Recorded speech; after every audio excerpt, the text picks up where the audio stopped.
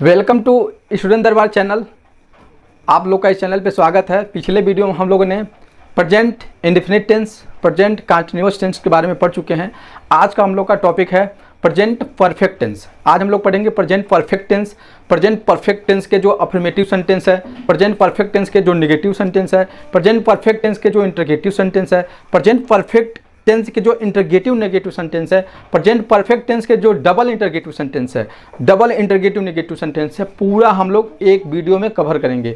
तो सबसे पहले हम लोग के सामने कुछ वाक्य लिखे गए हैं कि आइडेंटिफाई करेंगे कि किस सेंटेंस के हैं, किस वाक्य हैं, तभी तो आप पहचान कर पाएंगे कि कौन से वाक्य हमारे प्रेजेंट परफेक्ट टेंस के अंतर्गत आएंगे। तो सबसे पहले जान लीजिए कि प्रेजेंट परफेक्ट टेंस मतलब होता है पूर्ण वर्तमान का। पूर्ण वर्तमान का मतलब जो पूर्ण रूप से समाप्त हो गया हो। यदि कोई काम कर रहे हैं तो पूर्ण रूप से समाप्त हो गया हो, लेकिन ये वर्तमान की बात कर रहा है। प्रेजेंट परफेक्ट, प्रेजेंट मतलब वर्तमान, परफेक्ट मतलब पूर्ण, अर्थात जो हाल ही में, जो वर्तमान समय ही में पूर्ण हुआ हो, समाप्त हुआ हो। हम उसी प्रकार के वाक्यों का जिक्र इस वीडियो में करेंगे, क्योंकि उसका अर्थ भी होता है कि जो हाल ही में काम समाप्त हुआ हो वो वही प्रेजेंट परफेक्ट टेंस के अंतर्गत आएगा। तो जैसे हम लोग के सामने बहुत सारे वाक्य हैं, आप पहले आइडेंटिफाई करेंगे। पहला वाक्य है वह खाना खा चुका है, अर्थात इसमें क्या आपको दिख रहा है कि वह खाना खा चुका है, अर्थात वह हाल ही में ही खाना खाया है। ठीक, अभी तुरंत खाना खा चुका है मतलब जब हाल ही की घटना को, ठीक, या हाल ही की जो हमारा काम है, जो हमारा वर्क है या कोई घटना है जो जल्द ही समाप्त हुआ है, वर्तमान काल में ही समाप्त हुआ है, उसके बारे में जिक्र करेंगे। तो वह किस में आएगा? प्रेजेंट परफेक्ट टेंस में आएगा। तो यहाँ पे देखिए, मुझे जुकाम हो गया है। ठीक, मुझे जुकाम हो गया है, ये भी किस में आएगा? प्रेजेंट परफेक्ट टेंस में आएगा। मुझे जुकाम हो गया, जैसे कोई पूछा तो मैंने बोल दिया मुझे जुकाम हो गया है। ठीक, हमने ऐसा जानवर नहीं देखा। हमने ऐसा जानवर, जैसे मान लीजिए हम लोग के सामने कोई जानवर हो तो उसको दिखा करके इंडिकेट करके कह रहे हैं कि मैंने ऐसा जानवर नहीं देखा। क्या उसने अपनी गाय बेच दी? यह जो घटना है वो पूर्ण हो चुका है। पूर्ण होने के बाद उस पर जिक्र किया जा रहा है, उस पर बात किया जा रहा है, उस पर डिस्कस किया जा रहा है। उसने घोड़ा क्यों बेच दी? उसने घोड़ा क्यों बेच दी? ये तुरंत क्वेश्चन उससे किया जा रहा है। उसने हो चुका है। राम स्कूल से आ चुका है, ये भी राम स्कूल से आ चुका है। ठीक, लड़का कहाँ भाग गया है?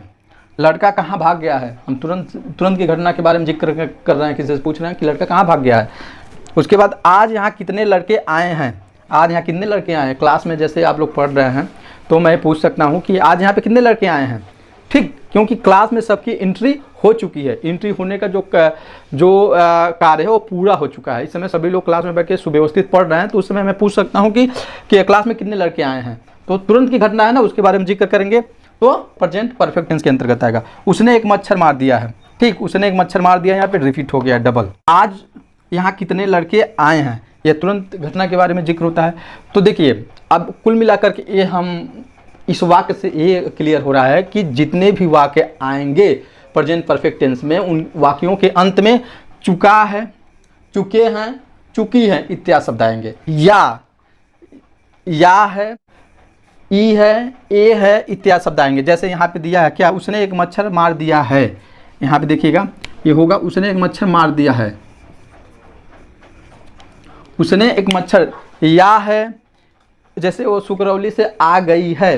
ठीक, ई है, वह गोरखपुर से आ गया है। या है, ठीक, या हम लोग गोरखपुर से चले आए हैं। ये हैं इत्यादि शब्द आएगा प्रेजेंट परफेक्ट टेंस के वाक्यों के अंत में। इसी से हम आइडेंटिफाई करेंगे, पहचान करेंगे कि जो वाक्य होंगे किसमें होंगे?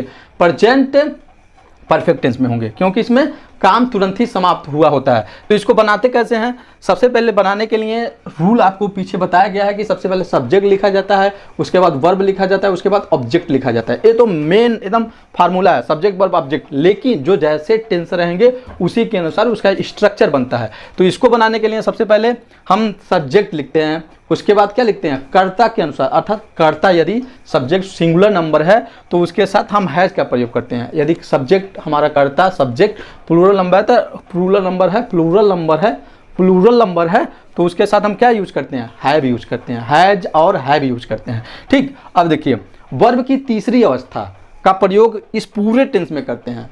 जो टेंस होगा प्रेजेंट परफेक्ट टेंस, इसमें इसका नेगेटिव हो, इंटरगेटिव हो, अफर्मेटिव हो, सभी प्रकार के वाक्यों में क्रिया की तीसरी अवस्था का प्रयोग करें। क्रिया की तीसरी अवस्था क्या है?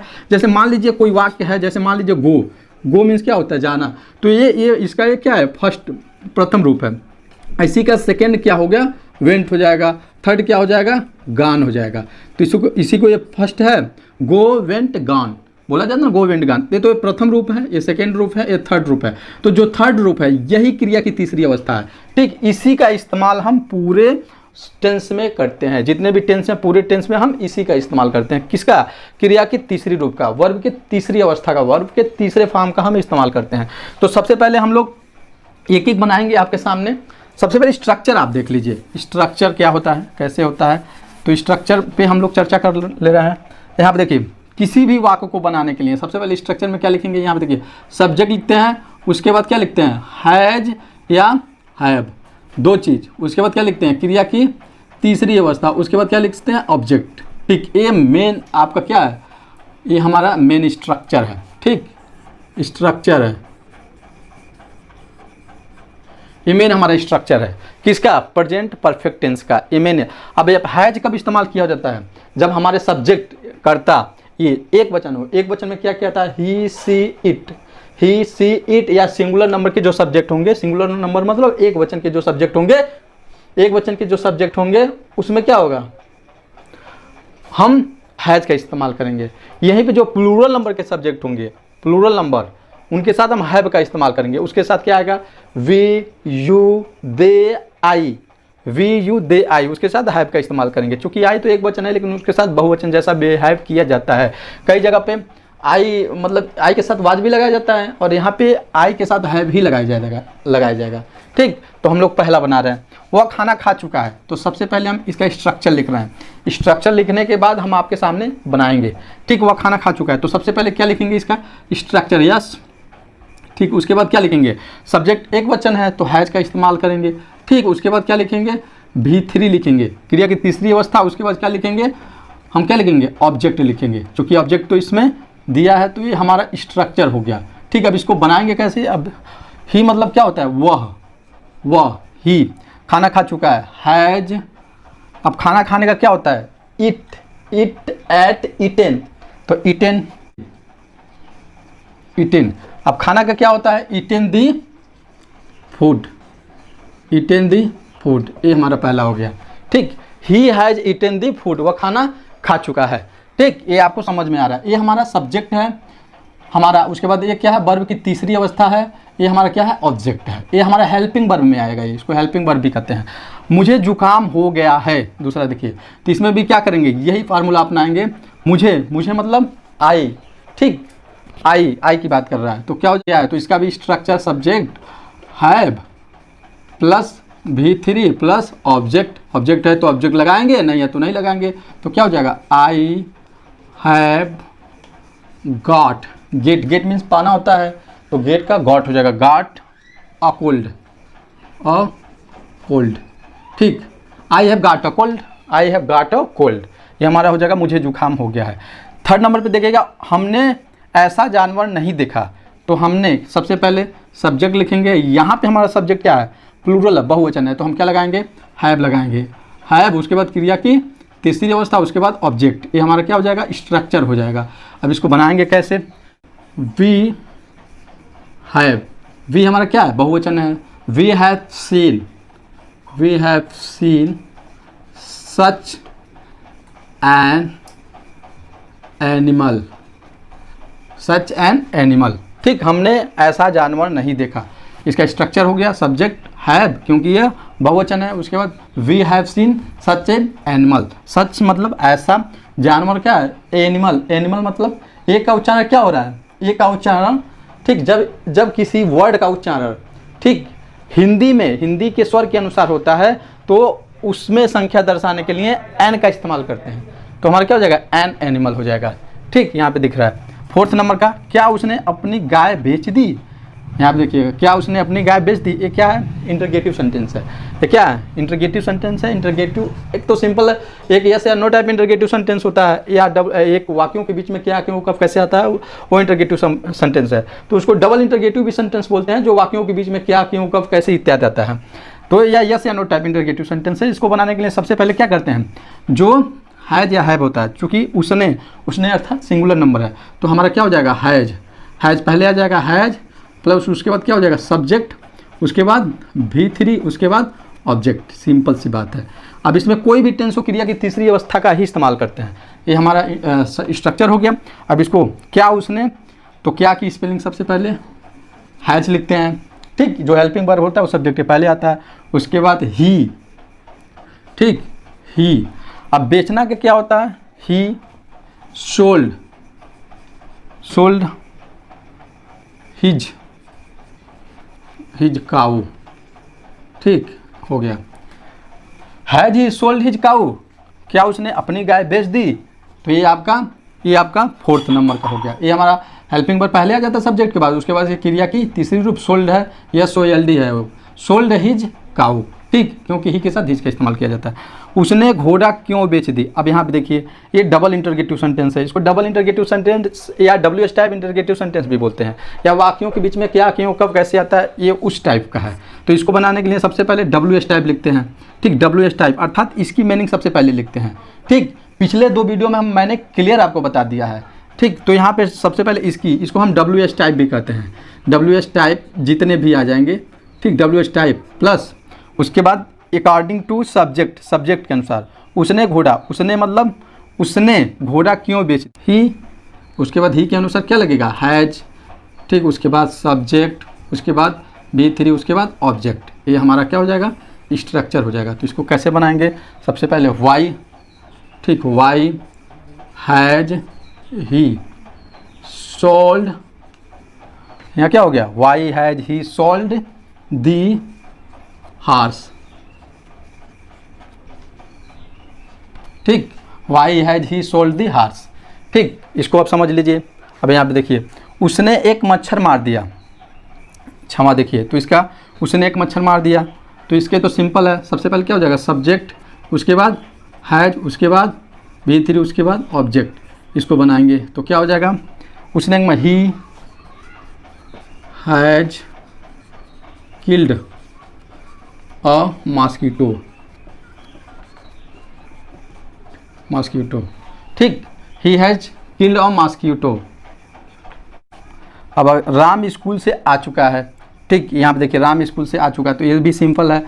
तो सबसे पहले इसका सब्जेक्ट, उसके बाद हैज, और उसके बाद V3, उसके बाद ऑब्जेक्ट। ये हमारा क्या हो जाएगा, स्ट्रक्चर हो जाएगा। तो ये बन जाएगा Ram has, Ram has, Ram school से आ चुका है, Ram has come came come, come came come from school. अब फ्राम क्यों लगा, क्योंकि स्कूल से संपर्क उसका टूट रहा है, इसलिए फ्राम लगा, ठीक। जैसे पेड़ से पत्ते गिरते हैं उससे अलग होते हैं, ठीक, तो यहाँ पे ए फ्राम लगा है। Ram has come from school, ठीक। उसके बाद लड़का कहाँ भाग गया, लड़का कहाँ भाग गया, तो यहाँ पे देखिए लड़का कहाँ भाग गया, लड़का एक वचन है कि बहुवचन है, यहाँ पे आप देखिए लड़का एक वचन यहाँ पे यूज किया गया, तो क्या हो जाएगा, लड़का कहाँ भाग गया। ये भी इंटरगेटिव वर्ड है, वाक्य के बीच में आया है। तो सबसे पहले क्या लिखेंगे, WH टाइप, उसके बाद क्या लिखेंगे, लड़का एक वचन है तो हैज, उसके बाद सब्जेक्ट, उसके बाद V3, उसके बाद ऑब्जेक्ट। इसका ये स्ट्रक्चर हो जाएगा। अब इसको बनाएंगे कैसे, वेयर, ठीक, वेयर, ठीक, इसको वेयर बोलेंगे, वेयर, ठीक, where has the boy, where has the boy run away, run away, where has the boy run away. ये हमारा हो जाएगा लड़का कहाँ भाग गया है, तो where has the boy run away हो जाएगा। अब अगला देखिएगा 9th, आज यहाँ कितने लड़के आए हैं। तो यहाँ पे एक बात देखिएगा, आज यहाँ कितने लड़के, जो कितने लड़के हैं ये सब्जेक्ट का काम करता है, ठीक। तो यहाँ हो जाएगा हाउ मेनी बॉयज, ठीक, how many boys, how many the boys have come here today, ठीक, how many boys come here today, how many boys come here today. सबसे पहले क्या है, इसकी स्पेलिंग लिखे, हाउ मेनी मतलब कितने बच्चे, दी बॉयज कम हेयर टुडे, ठीक है ना। इसको सबसे पहले लिखा जाता है, उसके बाद बनाया जाता है, ठीक। यह सब्जेक्ट का भी काम करता है। ये पूरा how many the boys come here today, इसको सब्जेक्ट बनाकर सिंपल तरह से बनाया जा सकता है, सिंपल, या इंटरगेटिव का जो स्ट्रक्चर लिखा गया है, इसका ये फॉलो नहीं करता है। ठीक, ये सबसे पहले जो कितने बॉयज़ हैं, कितने लड़के होंगे या जो भी आएगा उसको पहले लिखेंगे, उसके बाद उसी के अनुसार हेल्पिंग वर्ब का इस्तेमाल करेंगे, उसके बाद इसको सिंपली बना देंगे। तो ये आपको उम्मीद है कि ये समझ में आया होगा। ठीक, तो इसको एक बार और देख लीजिएगा। ये इसको बोलते हैं, अब देखिए एक बार और समझ लीजिएगा, इसको बोलते हैं सब्जेक्ट, इसको बोलते हैं सब्जेक्ट। ठीक, इसको बोलते हैं ऑब्जेक्ट। ठीक, इसको बोलते हैं वर्ब। ठीक है, वर्ब ये हमारा चुका चुकी, ये हेल्पिंग वर्ब की तरह यूज किया जाता है। इसके स्थान पे हैज या हैव का इस्तेमाल किया जाता है। अब इसमें हमारा सब्जेक्ट ये हो जाएगा, ये हमारा हेल्पिंग वर्ब के तौर पे काम किया है, ये हमारा क्रिया की तीसरी अवस्था है, और ये हमारा क्या है, ऑब्जेक्ट। जैसे इसको हम क्या लिखेंगे, ऑब्जेक्ट लिखेंगे, इसको V3 लिखेंगे, ये हमारा क्या हो जाएगा, हेल्पिंग वर्ब पे काम करेगा, ये हमारा क्या हो जाएगा, सब्जेक्ट हो जाएगा। तो उम्मीद है कि आपको ये वीडियो समझ में आया होगा। ये प्रेजेंट परफेक्ट टेंस का वीडियो था। यहाँ तक बने रहने के लिए आप लोगों का बहुत बहुत